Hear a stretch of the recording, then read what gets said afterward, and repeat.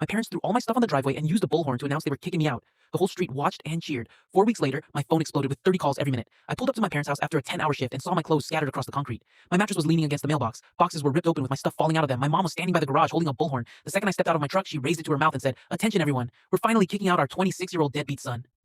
Neighbors came out of their houses. People stopped walking. My dad was crouched next to my suitcases with a can of red spray paint writing the word pathetic across every one of them. My younger brother Dylan was hammering cardboard signs into the lawn that said things like, "Free junk from a worthless leech and dead weight finally removed." I just stood there. My mom kept going on the bullhorn. "He owes us $15,000. Hasn't contributed anything in 3 years. Just sits in his room playing video games while we pay for everything." That was a lie. I've been giving them $700 a month since I was 23. I had receipts for every single payment because my dad once accused me of missing a month, and I learned fast to keep records, but nobody on that street knew that. They just heard the bullhorn. My dad picked up my gaming console from one of the boxes and held it over his head like a trophy. Useless toys for a useless man. Then he threw it against the concrete. It shattered. My brother laughed. The neighbor across the street, Mr. Stymies, yelled from his porch, "About time. That bum is finally gone." A few people clapped. My dad walked to the side of the house, climbed the porch roof, and grabbed my monitor that someone had carried up there. He held it over the edge, looked at me, and dropped it.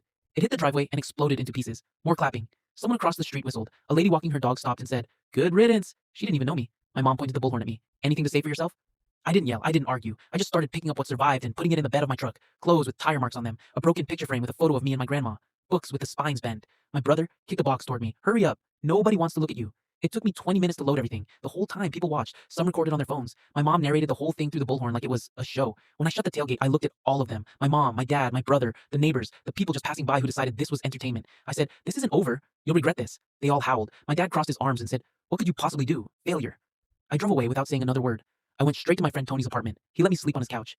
That first night, I sat in his kitchen and went through everything I had. My phone, my records, my bank statements, 3 years of $700 payments. Every single one sent through an app that timestamped and logged the transfer. $25,200 total, all to my dad's account. On top of that, I've been the one who set up their home business 2 years ago. My dad ran a small contracting operation, and I built his website, managed his books, handled his invoicing, filed his taxes. He told everyone he did it himself. I also knew that he'd been writing off my payments as rent from a tenant on his taxes, while simultaneously claiming me as a dependent. You can't do both. I didn't go to a lawyer. I didn't post anything online. I didn't call anyone in the family. I just went quiet for 4 weeks. Didn't post anything. Didn't vent to anyone. Didn't cry about it. I just sat on that couch every night with my laptop and did 3 things. First, I filed an amended return with the IRS removing myself as his dependent since I clearly wasn't one. Second, I reported the false deductions on his business taxes using the records I had. Third, I contacted every single client whose invoices I'd managed and let them know that the person handling their accounts was no longer with the company and that they should verify their records. I didn't lie. I didn't exaggerate. I just told the truth to people who deserve to know it.